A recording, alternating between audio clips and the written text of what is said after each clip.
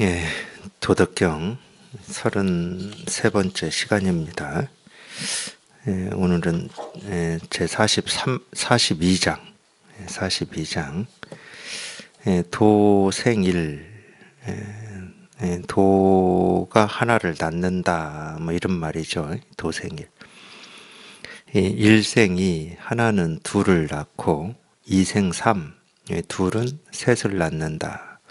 삼생, 이 셋이 삼생 만물이다 이랬으니까 이 셋은 만물을 낳는다.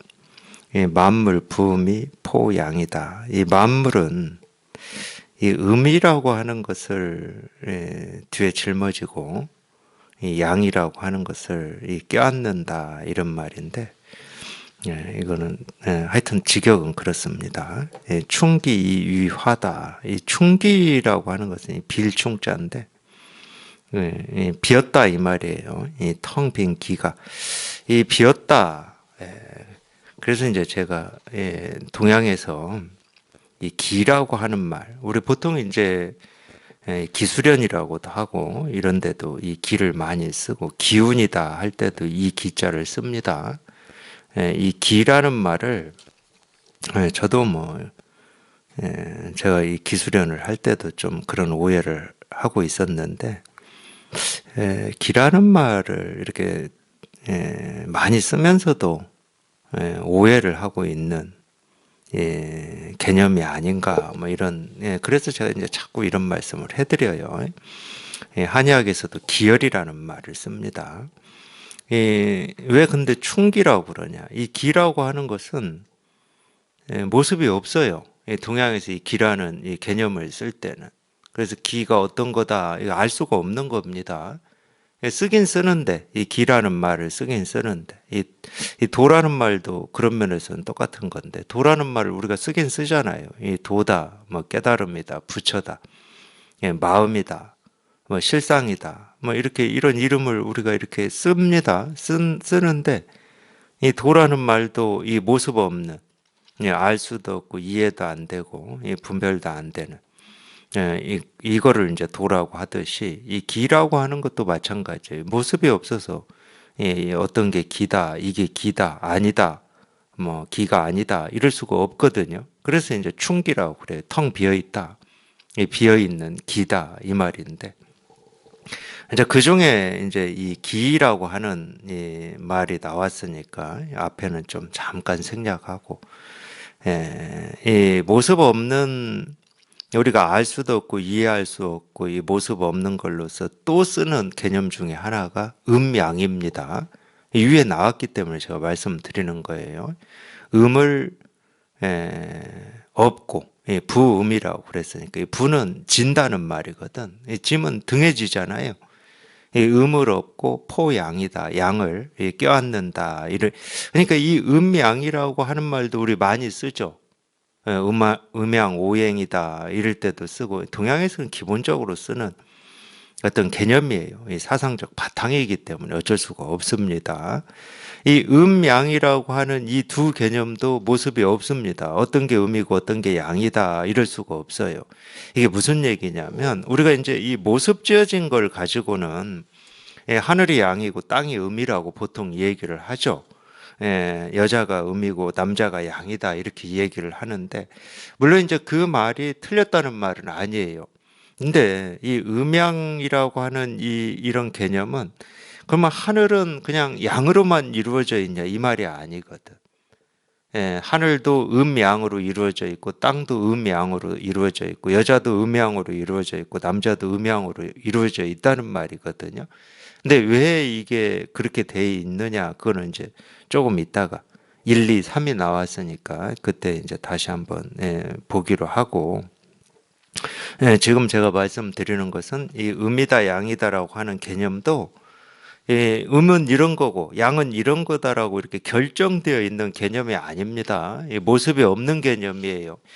모습이 없는 개념을 제 표현대로 하면 뭐라고 하느냐? 이론적인 개념이에요. 이론적인. 이 세계를 설명하기 위해서 내세운 가설입니다. 음양이라고 하는, 기라고 하는 것은. 그래서 우리가 이 한의학도 어차피 음양 오행, 이 기, 이게 바탕이에요. 이게 사상적인 바탕이기 때문에 우리 이 몸도 음양과 기혈로 봐요. 한의학에서도.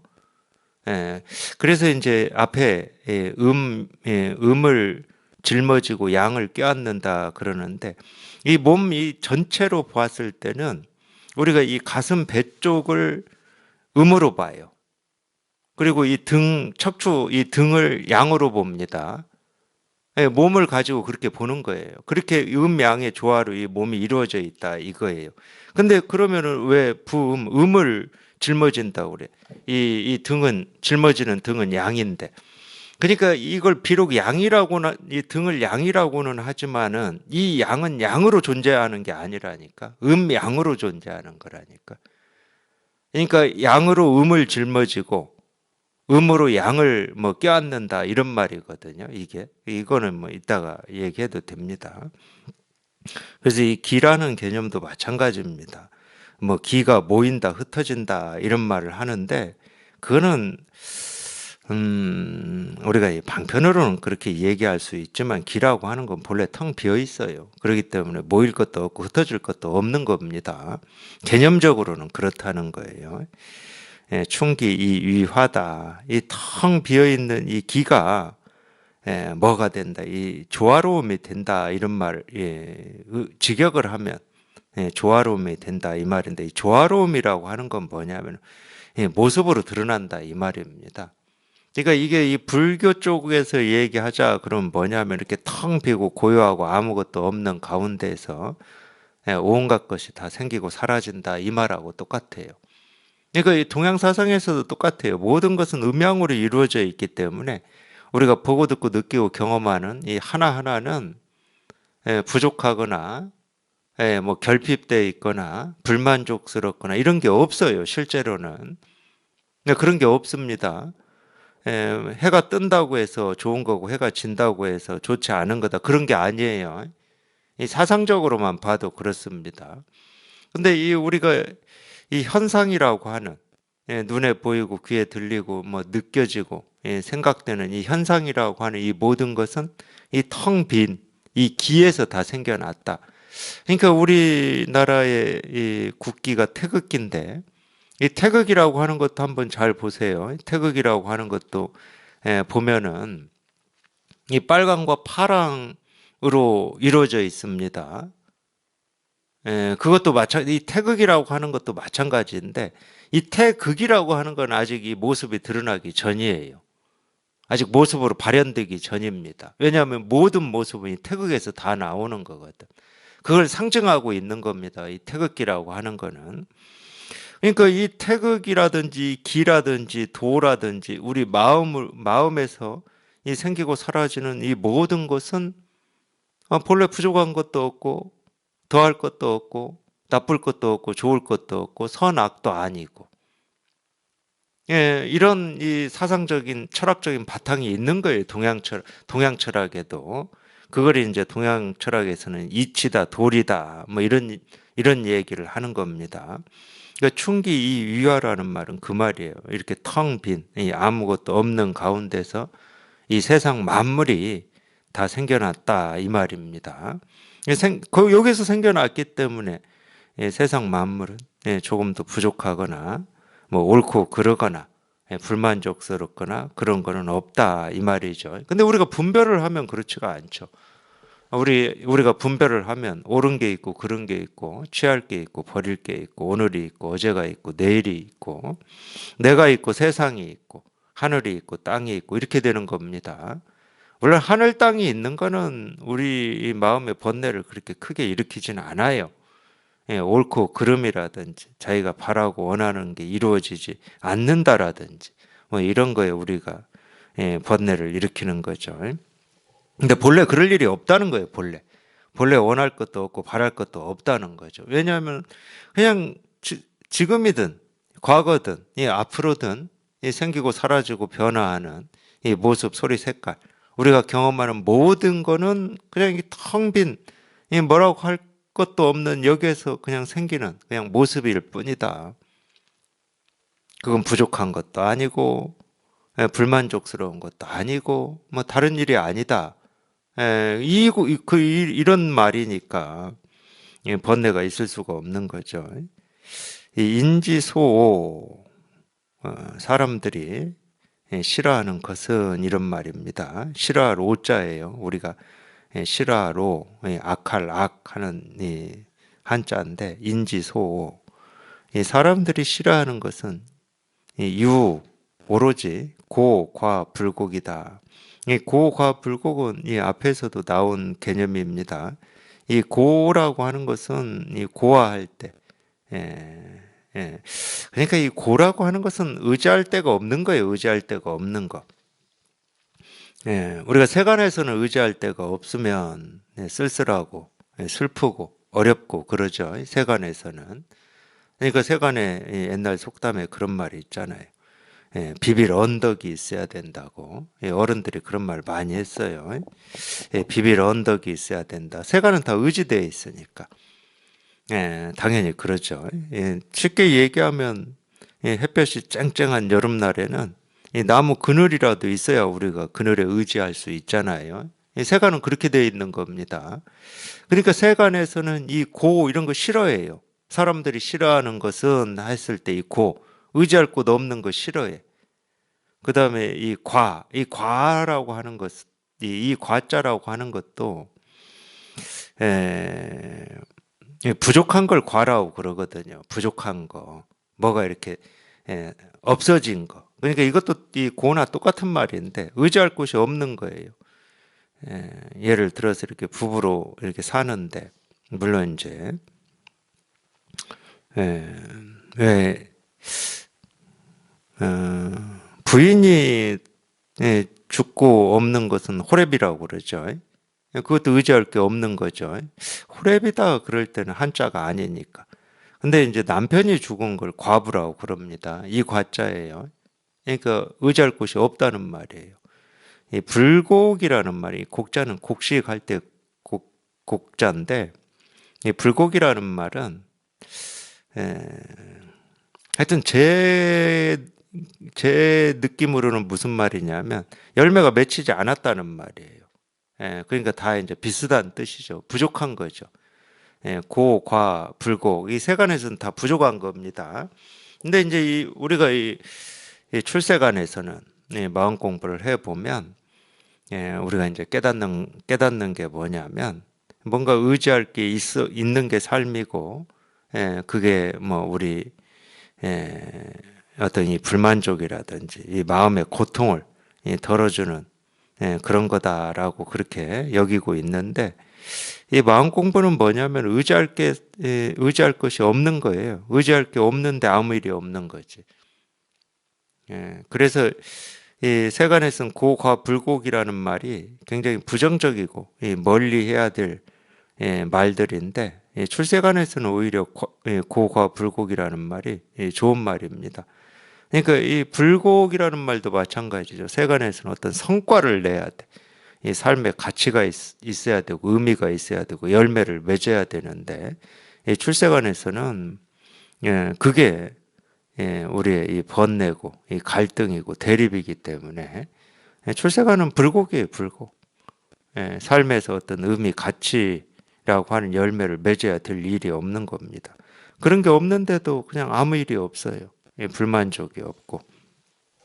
그래서 이 출세간에서는 고과 불곡이라는 말이 굉장히 좋은 말입니다.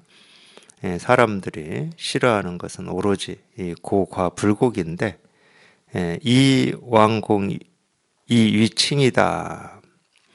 이 왕과 이 공작들, 이 공작이라는 말, 아마 이 공작이라는 말은 동양에서 쓴 말은 아닌 것 같고 동양에서는 이 공이 삼공입니다. 삼공. 그러니까 참 재밌어요.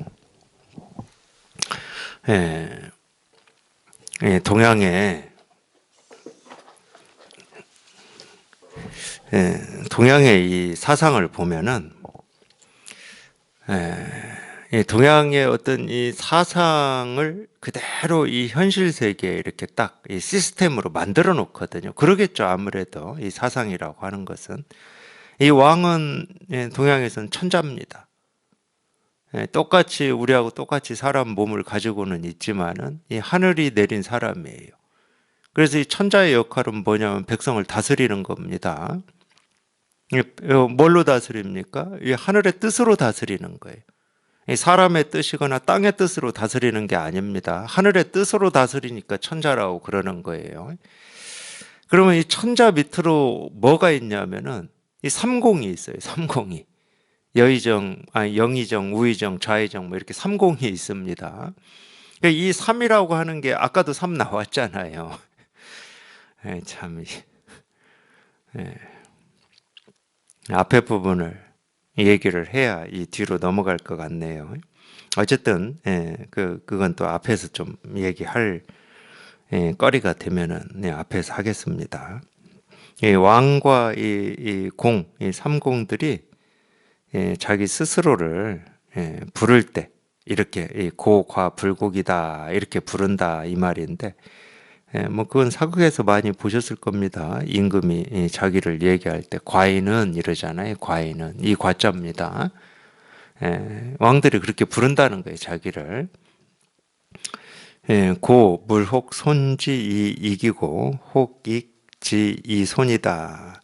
그러므로 이 만물은 만물은 이 손해인 것 같은데 이익이고 이익인 것 같은데 손해다 이 말이거든요. 혹 손지 이익, 혹 익지 이손 이 말인데 이게 손해인 것 같은데 이익이고 이익인 것 같은데 손해다. 이게 무슨 얘기냐면 쉽게 말하면 이런 거예요. 우리가 이제 보통은 우리 생각은 이 밝음이 좋고 어두움은 좀 싫잖아요. 그러니까 이 밝음은 좋으니까 이익이고 어둠은 좋지 않으니까 손해다 이러는데 우리가 이 깨어있은 거 잠으로 얘기하는 게 좋을 것 같아요. 우리가 깨어있을 때는 보고 듣고 느끼고 뭔가를 하고 뭐 즐거움도 있고 이러니까 깨어있을 때는 좋은 거고 잠잘 때는 아무것도 모르고 잠만 쿨쿨 자니까 조금 안 좋은 거고 이렇게 생각할 수 있습니다. 충분히 그렇게 생각할 수 있어요. 우리 분별은 항상 그렇게 나누어서 선악으로 나누고 좋고 좋지 않음으로 나눠서 하나를 취하고 하나를 버리는 데 익숙해져 있기 때문에 그러니까 잠을 아침잠이 많아서 아침에 좀 늦게 일어난다. 이 농촌에서 특히 저희 부모님들은 뭐 5시만 되면 일어나서 움직이시는데 그러니까 지금 생각하면 되게 억울한 면이 있어요. 아무리 늦게 일어났어도 7시에는 일어났을 것 같은데 저희 아버님한테 많이 들은 이 야단 중에 하나가 아침부터 잠만 잔다고 뭐 되려고 잠만 자냐고. 근데 7시에 일어났으면 일찍 일어난 건데 지금 생각해 보면 그분들이 워낙 일찍 일어나니까. 근데 그게 누가 굳이 가르쳐 주지 않아도 이미 어릴 때부터 그렇게 컸을 겁니다. 속담에도 있잖아요. 일찍 일어나는 새가 뭐 벌레를 잡는다고.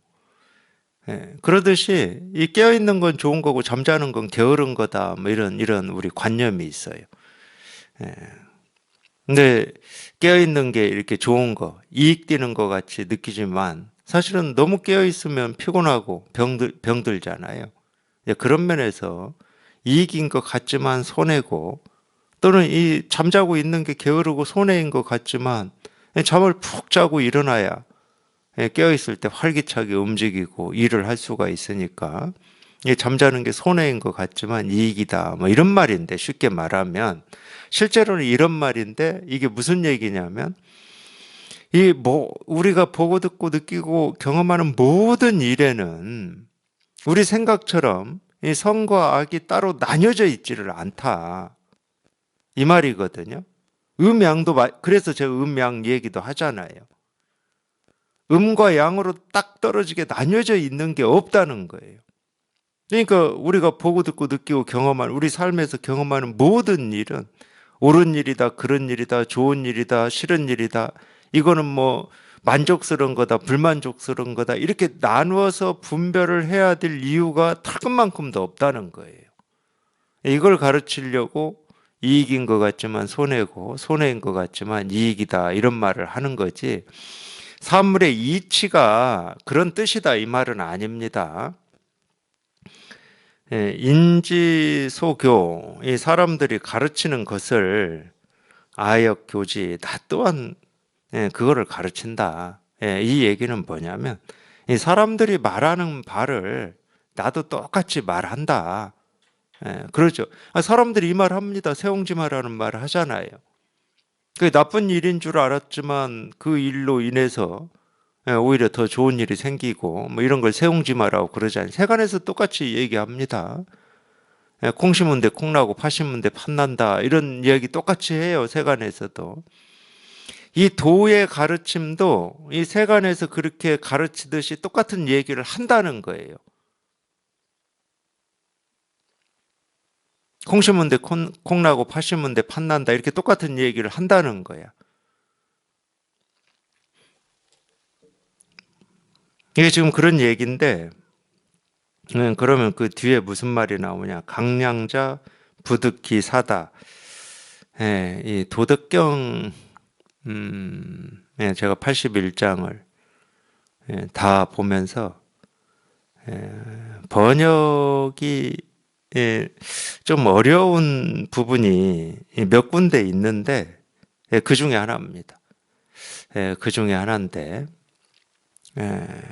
아니 뜻은 이런 뜻으로 썼을 것 같아요. 근데 이 한자하고 제가 이 문장의 이 문맥하고 정확히 이렇게 딱 그러니까 그런 거 있잖아요.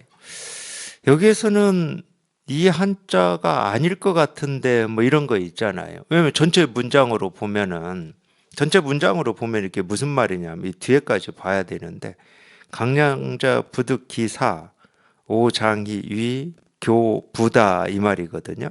이거 이제 제가 한번 보여드릴게요. 강량자라고 하는 것은 이 억지로 하는 것이 억지로 하는 거. 이 강폭 뭐 강포하다 뭐 이런 말이 있잖아요. 억지로 하는 거. 막 힘을 써서 하는 거. 자기 의지와 뜻을 가지고 하는 거. 그거 이제 이 억지로 하는 거거든요. 이 억지로 하는 것은 부득이사다. 물론 이제 이 한자가 그런 뜻이 있는지는 제가 모르겠어요. 그거는 이제 좀 자세히 더 찾아봐야 되거든. 한자 사전 뭐 이런 거를. 옥편 가지고는 되지도 않고. 부득기사라고 그랬거든요. 부득기사. 직역을 하면 그 죽음을 얻지 못한다는 말이거든. 부득 얻지 못한다. 이루지 못한다. 뭐를 죽음을 이루지 못한다. 이런 말인데 내용으로 보면 무슨 얘기냐면은 이 억지로 하는 것은 그러니까 뭐 똑같은 뜻일 수도 있어요. 그 말이 맞을 수도 있어. 우리가 억지로 하는 것은 이 말의 이 문맥으로 보면은 해석할 게 뭡니까? 억지로 하는 것은 뜻을 이루지 못한다 또는 뭐 이런 뜻으로 이 문맥이 이어질 거잖아요. 억지로 하는 것은 힘을 써서 하는 것은 어떤 의지를 가지고 하는 것은 결국은 그 뜻을 이루지 못한다 이런 말일 거잖아요. 근데 부득이사 죽음을 얻지 못한다 이랬단 말이에요. 근데 이제 이 다른 분들은 어느 분이 뭐 먼저 그렇게 해석을 하셔서 그걸 전부 좀 쫓아서 하는 편일 겁니다. 제명을 살지 못한다.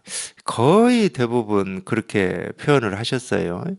물론 그 말도 저는 잘못됐다고 여기지는 않습니다. 제명을 살지 못한다. 억지로 하면은 제명을 살지 못한다. 의미는 전달이 돼요. 의미는. 제가 볼 때는.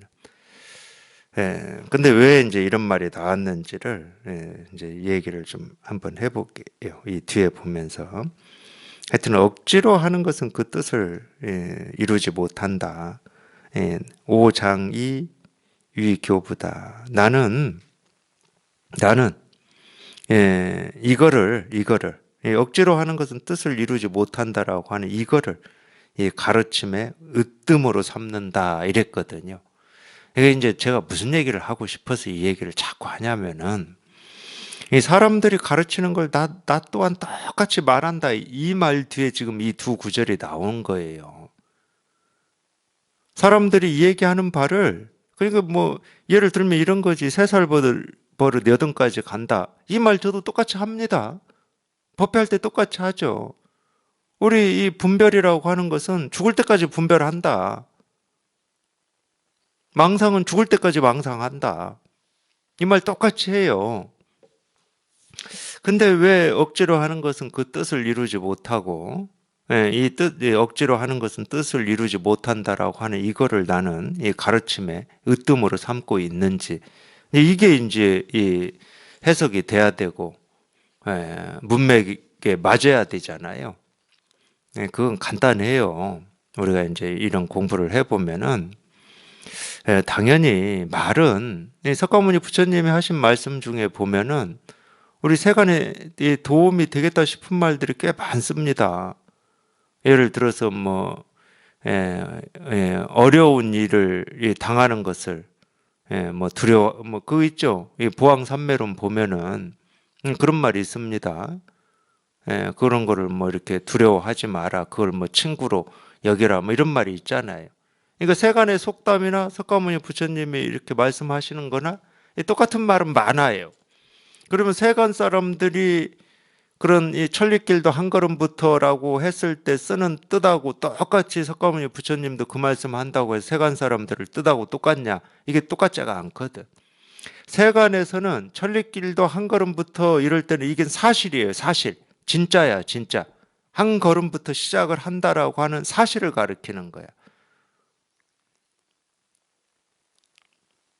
근데 이 법을 가르치고 도를 가르치는 말은 사실이 없어요. 똑같은 말을 한다고 하더라도 그 사실을 얘기하는 게 아닙니다.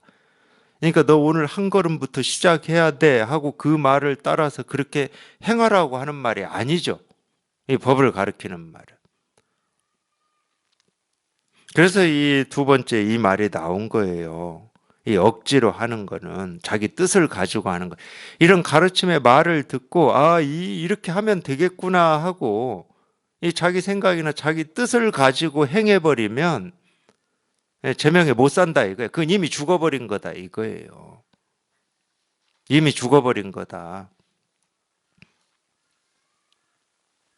그래서 이 뒤에 나는 이 가르침을 으뜸으로 삼는다. 이 얘기는 당연히 어떤 말도, 어떤 가르침도 사실로 여기지 마라. 사실로 여기는 것 자체가 강량자다. 억지로 하는 거다. 이 뜻을 가지고 하는 거다. 이렇게 봐요. 제가 해석하기는 그렇게 해석이 됩니다. 그래야 이제 이 가르침의 으뜸으로 삼는다라는 말이 어울리거든요. 그러게 마음 공부를 해보면 그렇잖아요. 어떤 말도, 어떤 상식도, 어떤 이치도, 어떤 도리도 고정되어 있는 게 없거든. 이 공부에서는. 석가모니 부처님의 말씀이든, 역대 조사 선사들의 가르침이든, 제가 말하는 것은 이런 말의 뜻을 쫓아서 공부를 하거나 뜻을 쫓아서 삶을 살려고 하는 것은 거기에 매여버리는 겁니다. 거기에 자기가 갇히는 거예요. 그런 말이 아니죠. 이 불교에서는 이 모든 가르침이 우리가 알 수도 없고 분별되지 않는 이 실상을 가르치는 거고 실상을 보여주는 겁니다. 천리길도 한 걸음부터다 이러니까 지금 한 걸음 내딛는 어떤 행동을 통해서 이 목표를 이루고자 이런 뜻을 내시면 안 되는 거예요. 이 법에서는 한 걸음이 그냥 마지막이고 시작이에요. 시작이자 마지막이야. 이 법에서는. 세간에서는 그렇지 않죠. 시작이 있으면 꾸준한 노력을 통해서 목표에 도달하는 게 세간인데 이 법에서는 그렇지 않습니다. 하여튼 이 마지막 부분은 이제 그런 얘기고 이 도생일이다 이제 여기서부터 봐야 됩니다. 도가 하나를 낳는다 이랬는데 물론 이제 우리가 이 불교로 보면은 불교에 이제 이 삼신불이라고 하는 게 나옵니다. 삼신불. 첫 번째가 이제 법신불인데 여기에서 이 도다 그러면 이 불교에서 얘기하는 법신불을 얘기를 하는 거예요. 이 법신불이라고 하는 건 모습이 없어요. 그래서 청정법신이라고 그러는 겁니다. 청정하다는 말은 모습이 없다는 말이에요. 모습이 없어야 늘 깨끗하죠. 모습이 있는 건 늘 깨끗할 수가 없습니다. 계속 갈고 닦아야죠. 먼지가 끼니까. 근데 법신은 모습이 없기 때문에 늘 깨끗해요. 갈고 닦을 게 없죠. 그럼 이 청정법신불이라고 하는 건 뭘 얘기하는 거냐? 우리 본래 마음을 얘기하는 거예요. 우리 본래 마음은 갈고 닦을 게 없습니다. 늘 깨끗하기 때문에. 그거를 이제 여기선 도라고 얘기한 겁니다. 도. 도생일이다. 도가 하나를 낳는다. 그래서 하나를. 이 하나라고 하는 게 굳이 얘기하면 도가에서는 태상이라고 그랬죠. 도가에서는 태상이라고 그럽니다. 클 태자에다 위상 쓰는데 이 태상이라고 그러고, 이제 기하는 사람들은 기라고 그랬겠죠. 이 하나가 기입니다. 그다음에 이제 또 다른 표현으로는 태극이라고 그러죠. 이 하나를 태극이라고도 합니다. 뭐 태극이나 태상이나. 그러니까 어차피 이 하나라고 하는 이 개념을 뭐라고 부르든 그냥 가짜 이름이라니까. 그냥 개념만 있는 거예요. 개념만. 이 도도 이 이름만 있듯이 하나도 이름만 있어요. 그러면 이 하나는, 이 태극은 둘을 낳죠. 우리 태극기 보면은 이 태극은 둘을 낳았죠. 이 빨간 부분하고 이 파란 부분을 이 둘로 나뉘어져 있죠. 그걸 이제 음양이라고 그래요. 이름을 음양이라고 그래. 근데 음양이라고 하는 것도 아직 모습이 드러나 있지 않은 겁니다. 왜냐하면 모습으로 드러나려면 음양의 조화가 이루어져야 돼요. 음양의 조화. 그러니까 또 이 동양 사상 중에 천지인이라고 하는 게 있는데, 그것도 마찬가지 개념이에요. 하늘은 양이고 땅은 음이고, 이 천지, 이 음양이 이 조화를 이루어서 만물이 생겨나죠. 그걸 화라고 그럽니다. 동양 사상에서 화라고 그래요. 만물을 얘기하는 거죠. 그래서 이 둘이 셋을 낳는다는 거예요. 뭐 어려운 얘기는 아닙니다. 그냥 개념적인 이야기야. 이론적인 이야기. 그게 실제냐 아니냐 그런 건 따지시면 안 돼요. 그게 실제다 아니다를 따지려면 음양도 우리 눈에 보여야 되고 우리가 이해하고 알 수 있는 어떤 사물이고 대상이어야 되는데, 음양, 기, 도, 하나, 이거는 실제하는 게 아니에요. 그래서 우리가 따질 수도 없고 볼 수도 없고 알 수도 없는 개념들이라니까.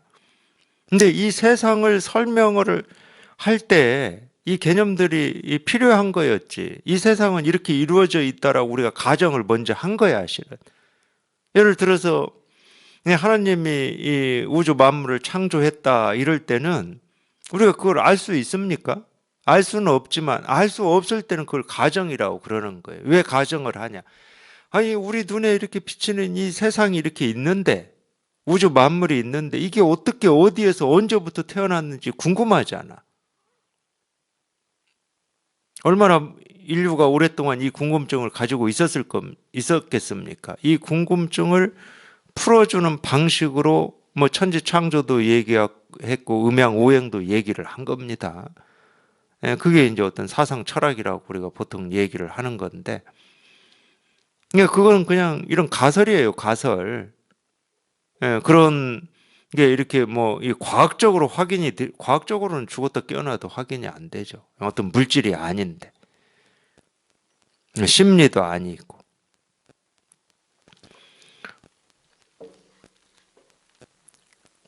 근데 우리가 이 실상이라고 하는 여기에 이렇게 통해버리면 뭐 이렇게 얘기할 수도 있고 뭐 이런 얘기가 필요가 없죠. 왜냐하면은 그냥 여기에 통해버리면 여기에서 온갖 것들이 다 생기고 사라진다. 그렇게 느껴지니까. 이게 사실이라는 말이 아니고 그렇게 느껴져요. 온갖 것이 다 여기에서 생기고 사라져. 이 근원이라고 우리가 보통 이름하는, 여기에서 이렇게 생기고 사라진다. 온갖 일이 다 여기에서 이루어지니까. 온갖 일이 다 여기에서 이루어지니까 이걸 근원이다 이렇게 이름을 붙이는 건데, 이게 이제 이 근원에 이렇게 딱 통해버린 거니까, 뭐 이런 얘기를 하든 말든 뭐 사실은 상관이 없죠. 근데 이렇게 이제 어떤 도가 하나를 낳고 하나가 둘을 낳고 둘이 셋을 낳는다. 뭐 이렇게 들어보면 뭐 그럴듯하게 느껴지는 사람도 있죠. 뭔가 있는 것 같이 느껴지는 사람도 있고 그럴 텐데, 그렇다고 그런 어떤 이치가 있다는 말은 아닙니다. 그런 도리가 있다는 말은 아니에요.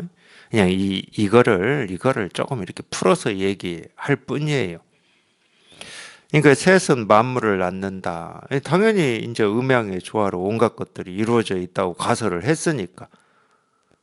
음양의 조화, 이 셋이죠. 음과 양, 조화 해서 이게 셋이잖아요. 이 셋이 음양의 조화가 이 만물을 만든다. 뭐 당연한 얘기죠. 뭐 너무 당연한 얘기. 아니 이미 그렇게 가설을 해놓고 그런다라고 얘기를 하니까 당연한 거지. 이런 가설이 없었으면 이런 말을 못 하겠지만 이미 가설을 해놨잖아. 그래서 셋이 만물을 낳는다. 근데 이 만물이라고 하는 건 뭐냐? 그러니까 이제 이런 거를 우리가 이제 굳이 좀 얘기를 하면 뭐냐면은 이 우주 삼라 만상의 이 시작, 이 탄생 또는 이 우주 삼라 만상의 어떤 근원, 우주라고 하는 게 뭐냐? 또는 다른 말로 하면 이 사람이라고 하는 게 뭐냐? 사람도 만물이니까 만물이라고 하는 이런 이 틀 속에 있는 거니까 이 사람의 어떤 근원이 뭐냐? 뭐 이런 문제를 이 얘기를 해놓은 거다 이렇게 볼 수가 있죠. 만물은 음을 짊어지고 양을 껴안고 있다 이 말인데 뭐 아까 제가 얘기를 해드린 겁니다. 음양으로 이루어져 있다 이 말이에요. 만물. 그러니까 이것도 똑같은 말이잖아. 음양의 조화로 만물이 생겨난다고 가설을 해놨으니까 이미 이 전제를 그렇게 깔아놨는데 이 만물은 음양의 조화다 뭐 이렇게 또 얘기하는 건 동어 반복밖에 안 되죠. 충기 이위하다. 그러니까 이 충기라고 하는 것은 또 다른 표현으로 하면은 이 음양의 이 조화를 충기라고도 하는 거예요. 우리가 예를 들어서 그런 말을 하잖아요. 기운이 좋다. 우리 사람 몸 가지고도 뭐 맥이 잘 뛰고 피가 잘 돈다. 뭐 이 말은 하여튼 이 조화가 잘 이루어져 있다 이 말이에요. 그렇게 표현하죠. 이 조화가 잘 이루어져 있으니까 이 병이 없다고 그러는 거죠. 동양의학은 딱 그 바탕으로 봐요. 이 사람 몸을. 이 세상을 그렇게 보는 거니까. 그래서 음양의 조화, 이 균형이 깨진 것을 병으로 보는 거죠. 물론 뭐 이 현대의학도 그렇죠. 우리 뭐 교감신경이나 부교감신경. 이 조화가 이루어져야 이 사람 몸이 정상적으로 이렇게 돌아간다. 이게 건강이라고 하는 건데 그 어떤 균형이 깨진 거를 현대의학에서도 병으로 보는 거죠. 그럴 때 이제 우리가 충기라는 표현을 쓰는 겁니다. 충기.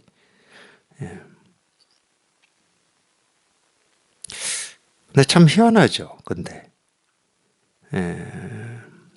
뭐를 희한하다고 그러냐면은 어차피 만물이라고 하는 것은 음양의 조화로 생겨나고 사라진다 이렇게 이미 전제를 깔아놨잖아요.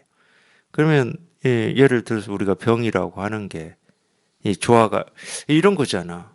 이론적으로 보면 산술적으로 보면은 음양의 조화가 50대 50으로 50대 50이 있으려나 모르겠어요. 그런 수치는 사실은 중요하지도 않는데 제가 뭘 얘기하고 싶어서 이런 얘기를 하면 병이라고 하는 거 병. 이 병이라고 하는 것도 음양의 조화로 나온 결과물일 거 아니야. 건강만 음양의 조화로 나온 결과물이 아니고 병도 음양의 조화로 나온 결과물이잖아.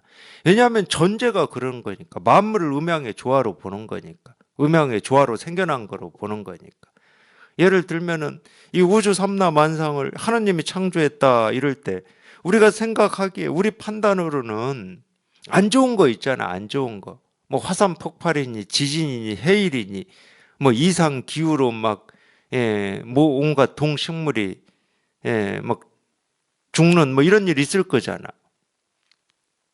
근데 우리 입장에서는 그게 좋지 않은 일이고 바람직하지 않은 일이니까 멀리하고 싶고 경험하고 싶지 않은 일이지만 예를 들어 전제 자체가 이 우주 삼라 만상은 이 하나님이 창조하신 거다. 그럼 그 일도 하나님의 창조의 결과잖아. 그걸 우리가 옳다 그르다 좋다 싫다라고 해야 될 근거는 털끝만큼도 없잖아요.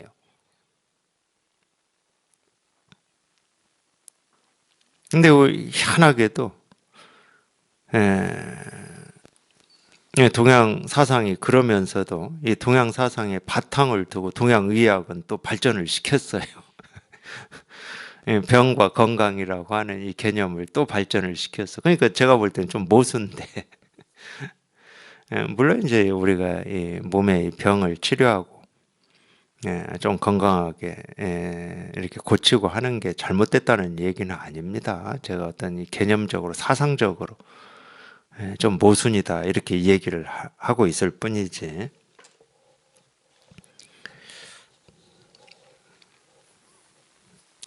인지소 사람들이 싫어하는 것은 오로지 고과불곡이다.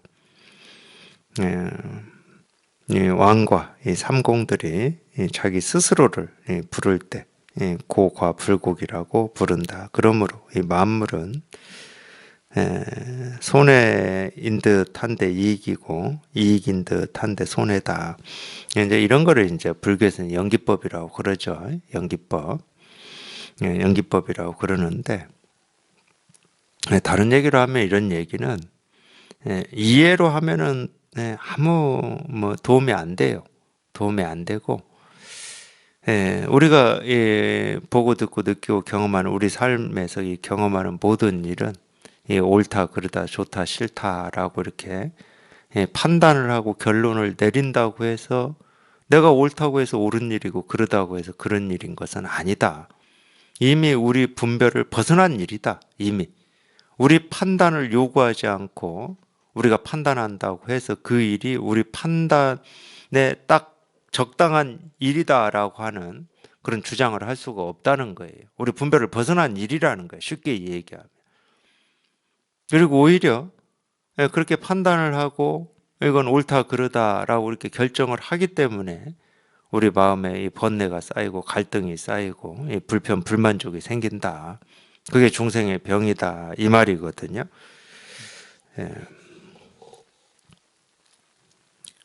인지소교 아역교지 사람들이 가르치는 것을 다 또한 가르치는데 강량자 부득기사다. 억지로 하는 것은 일부러 하는 것은 뜻을 가지고 하는 것은 그걸 이제 유의라고 그러죠. 유의. 좋은 뜻이든 나쁜 뜻이든 마찬가지입니다. 근데 세간은 워낙 우리가 선을 권하고 악을 징벌하는 세상이기 때문에 세간은 그렇죠. 세간은 그게 필요합니다. 늘 제가 말씀드리지만 세간에 그게 없으면 세간은 무질서해 가지고 아마 일대 혼란을 일으킬 겁니다. 그러니까 세간은 그게 필요해요. 그 세간은 그 우리 이 삶의 어떤 조그만 어떤 대립 갈등이나 전쟁이나 이런 걸로부터 우리가 조금이라도 이렇게 편하게 살려면 그런 게 필요하죠. 그렇기 때문에 이제 우리가 거기에 익숙해져 있고 거기에 오염되어 있는 겁니다. 인간의 삶은 그래야 되는 것처럼. 그게 이제 우리 본래 마음은 아니거든요. 그래서 이제 이 억지로 선을 위해서 힘을 쓰는 것은 세간에서는 무조건 좋은 일이에요. 세간에서는. 그리고 선하지 않은 것을 멀리 하려고 하는 게 좋은 일이죠. 그러니까 그런 세간의 버릇이 있기 때문에 선을 위해서 좋은 걸 위해서 어떤 목표를 위해서 가치와 의미를 위해서 옳음을 위해서 애쓰고 노력하는 것을 강량자라고 안 해요. 억지로 한다고 안 해. 나쁜 짓을 하는 거 뭐 이런 건 억지로 한다고 그러죠. 근데 이 마음의 세계에서 보면은 좋은 일을 위해서 뜻을 세우고 하는 거나 나쁜 일을 위해서 뜻을 세우고 하는 거나 똑같이 억지입니다. 억지. 유의라는 거죠. 유의. 다 번뇌가 생겨요. 이 방식이든 저 방식이든 번뇌가 생길 수밖에 없어.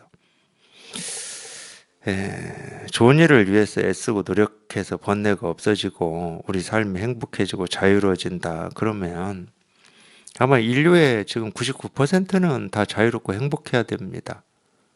사람은요, 그 양심이 어떻게 생긴 건지 저는 모르겠고, 그건 모릅니다. 근데 우리가 경험적으로 알 수 있는 게 있잖아요. 사람은 양심이라는 게 있어가지고, 좀 나아지고 싶고, 다른 사람한테 인정받고 싶고, 좋은 말 듣고 싶지. 다른 사람한테 비난받고 싶고 잔소리 듣고 싶고 나쁜 놈이라는 얘기 듣고 싶지 않습니다.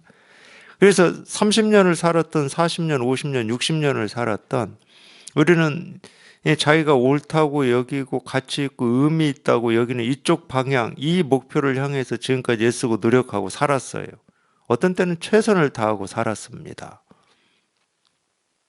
그 정도 했으면은 정말로 그 길이 우리를 행복으로 도달하게 하고 자유에 도달했다. 그럼 벌써 다 도달해 있어야죠. 근데 우리는 그 부분에 대해서 지금까지 신경을 안 쓴 거예요. 더 나아지기 위해서 애쓰는 것이 번뇌를 일으킨다라고 하는 거에 대해서는 상상도 못하고 산 겁니다. 더 나아지지 못해서 번뇌가 있다고 생각하고 살았어요.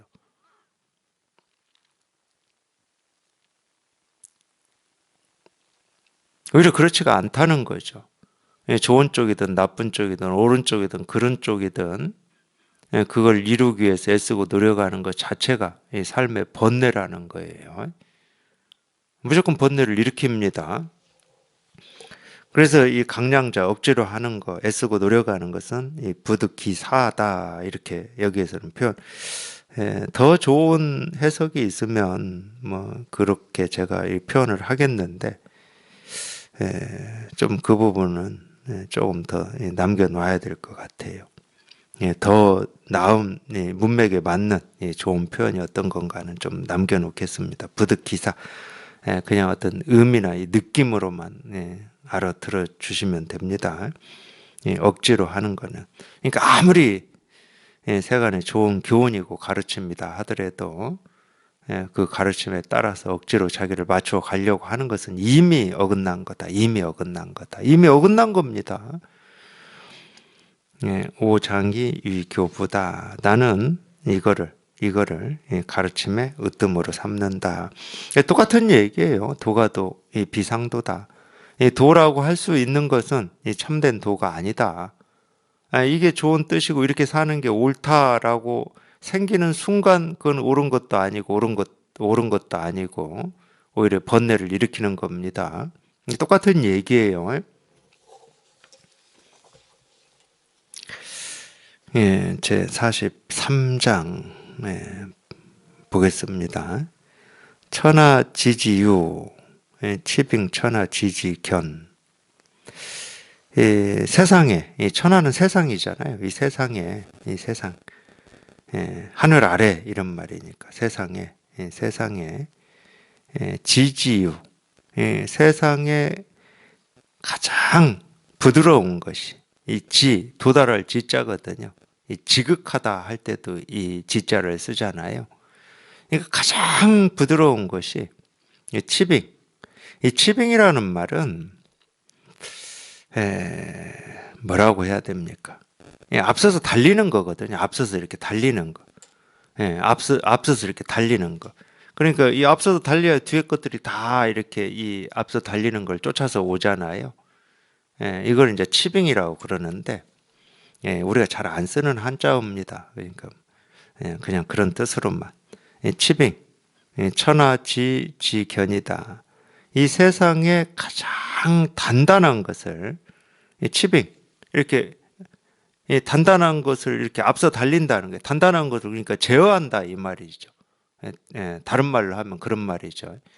이 세상에 가장 부드러운 것이 이 세상에 가장 단단한 것을 제어한다 이 말인데, 물론 이건 사물로 얘기한 건 아닙니다. 물론 우리가 사물로도 얘기할 수가 있어요. 왜냐하면 도덕경에서는 이 상선약수라는 말도 나오고, 이 도라고 하는 것이 이제 이 흐르는 물과 같다. 이 물이라고 표현할 때는 이 물은 세상에서 좀 가장 부드러운 걸로 표현하고 있거든요. 부드럽고 약한 걸로. 왜 물은 고체가 아니잖아. 그러니까 우리가 이렇게 한 줌 이렇게 물을 세숫대야나 물그릇에 있는 물을 한 줌 이렇게 떠올 때도 별 저항이 없습니다. 아니 고체인 경우는 이 시계 반쪽을 내가 떼어와야 되겠다. 그럴 때 얼마나 힘을 써야 되겠습니까? 그래서 우리가 단단하다, 견고하다 이런 표현을 쓰는 거고, 물은 그렇지가 않잖아요. 그냥 손을 쭉 집어 넣을 수도 있고. 그래서 도덕경에서는 이 물을 단단하고 약한 걸로 표현을 했는데, 근데 물은 조금만 틈이 있으면 그 틈을 다 뚫고 들어갑니다. 그런 면에서는 다른 어떤 것보다도 힘이 세죠. 그래서 이제 이 돌을 물에 이렇게 비유를 한 거예요. 노자도. 그러면 이게 어떤 사물을 얘기한 거냐? 당연히 뭐 사물 얘기해서 뭐 할 겁니까?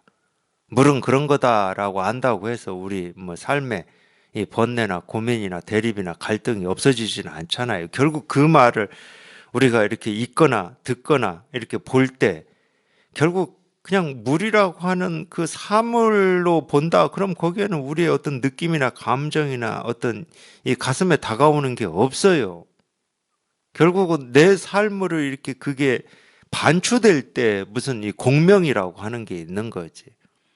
그러니까 결국은 모든 이 가르침은 말은 결국은 우리 이 삶을 얘기하고 싶어서 하는 겁니다. 그걸 비유적이든 상징적으로든 우리 삶을 얘기하고 싶어서 하는 거죠. 물이 아니 예를 들면 그런 말 있잖아요. 낙숫물 한 방울 한 방울 떨어지는 이 처마 밑에 이 낙숫물이 이 단단한 바위도 뚫는다 이럴 때 그 물 한 방울 한 방울이 바위를 뚫든 말든 그게 내 삶하고 무슨 관계가 있습니까? 근데 우리는 그 말을 들을 때 그 물이 바위를 뚫는다 이 말로 안 들어요.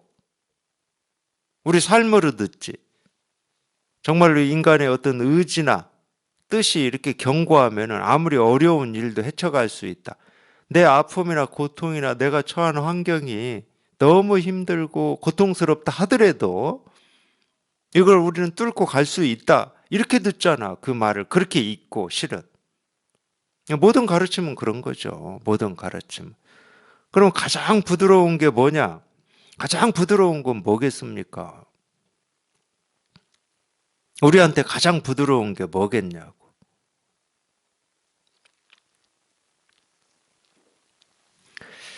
물론 알 수가 없죠. 알 수가 없을 겁니다. 한 번도 경험해 본 적도 없고 안다 그러면 부드러운 게 아니죠. 그 알미라고 하는 단단함이 있는 거니까 알 수가 없죠. 가장 부드러운 건 자기를 지키지 않는 겁니다. 나라고 지키지 않는 게 가장 부드러운 거예요. 그러면은 이 가장 단단한 거는 나를 지키고 있는 생각, 느낀 감정이죠. 이게 나다. 나는 이렇게 살아왔다. 이게 내 성격이다. 이건 옳다. 이건 그르다. 이게 가장 단단한 거죠. 세상 어떤 것보다 단단한 게 그겁니다. 다이아몬드보다도 더 단단해요, 그게. 그러면 자기를 지키고 있지 않는 게 뭐냐? 그걸 우리가 법이라고 하고 도라고 하고 깨달음이라고 하고 실상이라고 그러는 거예요. 그래서 자기가 이 실상, 이 나를 지키고 있지 않은 이 분별 밖의 이 일을 깨달아 보면 세상 어떤 것보다도 이게 단단한 겁니다. 세상 어떤 것보다 이걸 이길 건 없어요, 세상에서. 그 어떤 것도. 그래서 치빙이라는 표현을 쓰는 건데 또는 이긴다라는 표현도 써요. 한자로는 이 승리할 때 승자도 써요. 이게 모든 것을 이긴다 이 말이. 이게 모든 것을 이기다. 왜 이게 근원이거든. 이 모든 것은 다 여기에서 생겨난 거거든. 모든 것은. 그래서 이제 이런 표현을 쓰는 거예요. 세상에 가장 약한 것이 가장 견고한 것을 이긴다. 제어한다, 다스린다, 뭐 이런 말인데, 뭐 이 밖에 있는 세상 얘기한 게 아닙니다. 우리 삶을 얘기한 거지. 그런 느낌이 들었어요. 제가 어제 그젠가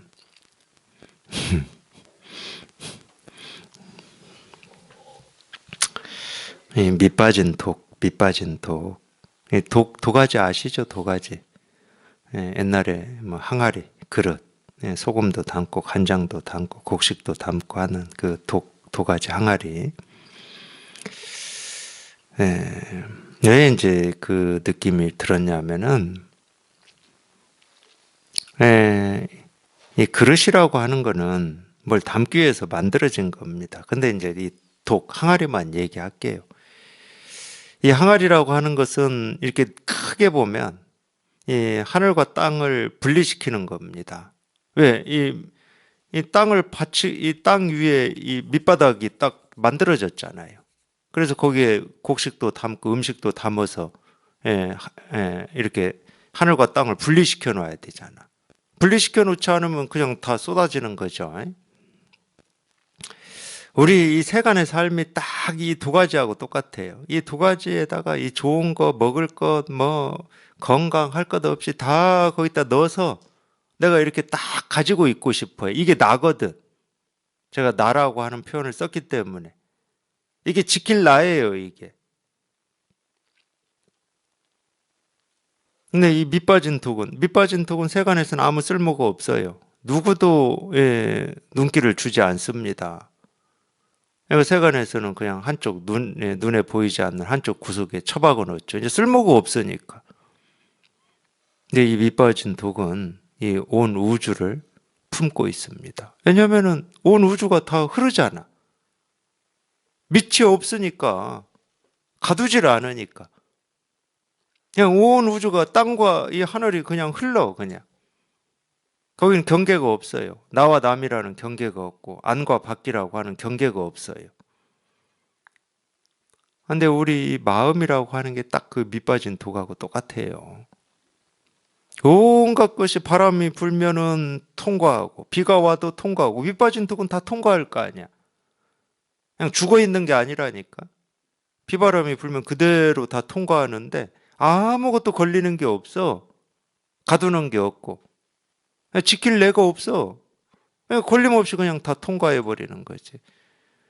수타니파타에 나오는 그물에 걸리지 않는 바람처럼 뭐 이런 것처럼. 그러니까 우주를 다 품고 있는 거예요. 우주를 딱 안고 있어. 더 이상 이 하늘과 땅을 나누질 않아. 안과 밖을 나누지 않고 나와 남을 나누질 않아. 그러니까 모든 것이 그냥 저절로 흘러가 버리는 거지. 그게 가장 약한 거고 부드러운 거예요. 그게 나를 지키고 있지 않은 거. 밑빠진 독은 자기를 지킬 수가 없습니다. 이미 빠져나가 버려 가지고 지킬래야 지킬 바닥이 없는데 어떻게 지켜? 그 비록 이 세상의 일부라고 하는 어떤 이 곡식이라든지 물이라든지 소금이라든지 간장이라든지 이건 담을 수 없을지언정 이 우주를 담고 있다니까. 그게 사실은 마음 공부거든요. 이 세간에 이 조그만 걸 담아서 자기를 어떻게 만들어 보려고 하는 이게 아니고 그냥 이 우주를 그냥 통째로 자기 가슴에 담아버리는 거. 이게 마음 공부죠. 그러니까 짜잘짜잘한 거 안 담어. 그런 거. 뭐 지식 몇 개, 뭐 이런 거 안 담어. 그거는 이제 또 뭐 세간을 살면서 인연 따라서 그게 필요할 때는 그걸 쓸 수는 있지만은 그걸 자기라고 하지는 않는다니까, 적어도. 그걸 나라고 하질 않아. 그거는 그냥 인연 따라서 그때그때 필요해서 썼을 뿐이지. 뭐. 그것도 그냥 통과야, 통과. 저절로 통과. 나라고 주장을 하지 않고 자기를 세우지를 않아요. 그러니까 이 세상 어떤 것도 다 이겨내는 거지.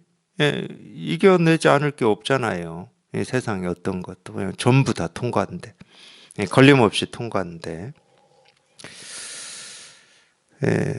무유입 무관이다. 이것도 좀 제가 굉장히 해석하기 어려운 거였어요. 무슨 말이냐면 무슨 뜻인지는 알겠어요. 무관은 사이가 없다는 말이거든요. 우리 이제 무관지옥이다 이런 말 하는데, 무관지옥이 힘든 게 뭐냐면 우리 인생은 고통이 있다가도 또 잠시 즐거움도 있고 희망도 있고 막 이러잖아요. 우리 세간의 삶은 태어날 때부터 죽을 때까지 고통만 하루 24시간 1년 365일 이어지진 않아요. 어떤 때는 기대도 있고 희망도 있고 즐거움도 있고 쾌락도 있고 그렇습니다. 그게 이제 고통과 고통의 사이죠. 또는 즐거움과 즐거움의 사이에 고통이 있는 거고, 그게 이제 사이라고 그래요. 그걸 틈이라고 그러죠. 무관, 그런 틈이 없다 이거예요.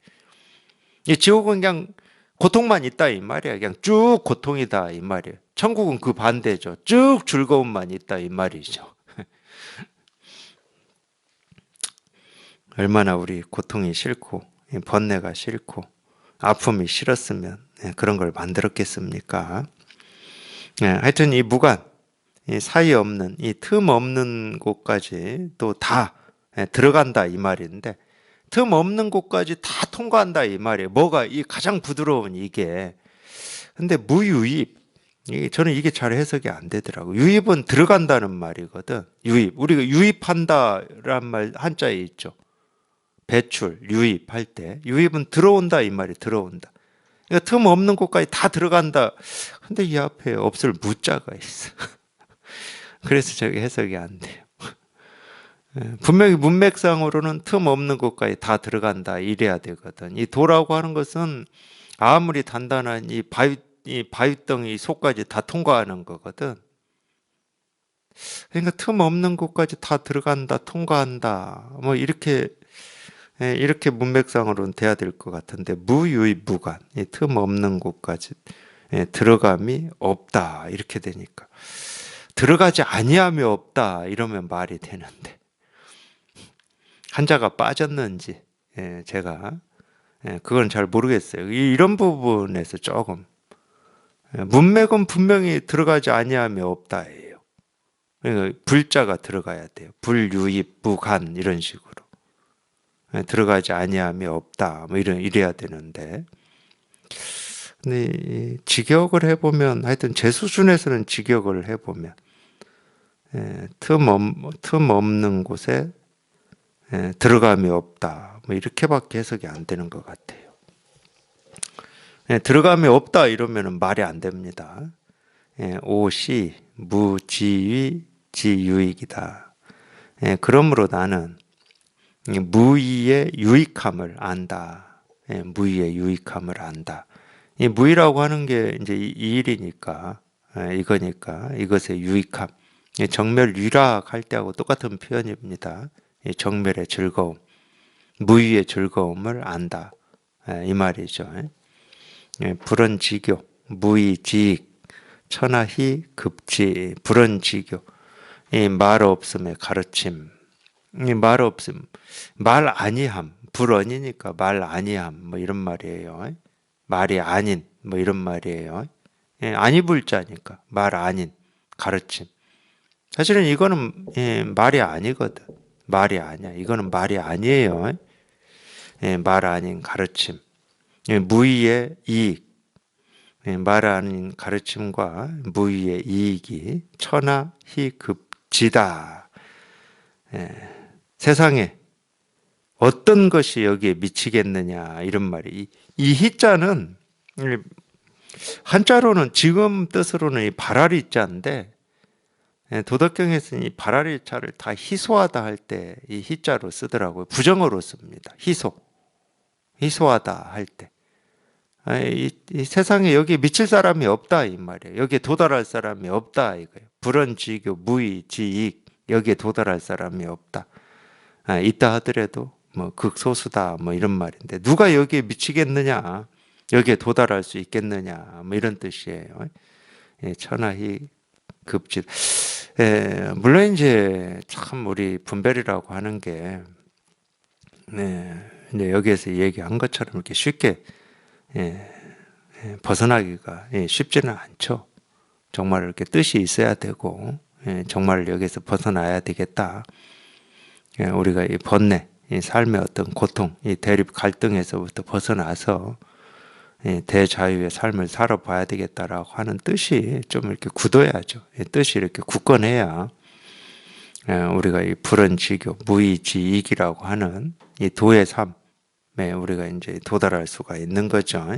근데 제가 이렇게 얘기를 한다 하더라도, 이 도의 삶이라든지 이 깨달음의 삶이라고 하는 것은 밖에 있는 건 아닙니다. 우리가 태어날 때부터 본래 갖추고 있는 자기 마음일 뿐이에요. 자기 마음이니까 늘 자기와 함께하고 있고 자기를 떠나본 적은 없지만, 평생을 이렇게 분별하고 망상하고 살아왔기 때문에 이게 삶이지, 그냥 당연한 듯 그렇게 살아왔어요. 삶이 뭐 별다른 거 있나? 뭐 이런 식으로. 그 버릇에서 벗어나기가 힘든 거죠. 깨달음이 없어서가 아니고, 이 대자유가 자기 스스로 갖춰져 있지 않아서가 아닙니다. 자기가 분별 망상을 따르고 쫓기 때문에 그러는 거죠. 그렇게만 살아오셨기 때문에. 하여튼 그런 가르침이에요. 도덕경도 이렇게 보면은 네, 그런 가르침이에요. 그거를 이런 식으로 표현하고 있을 뿐이지 하여튼 그 가르침입니다.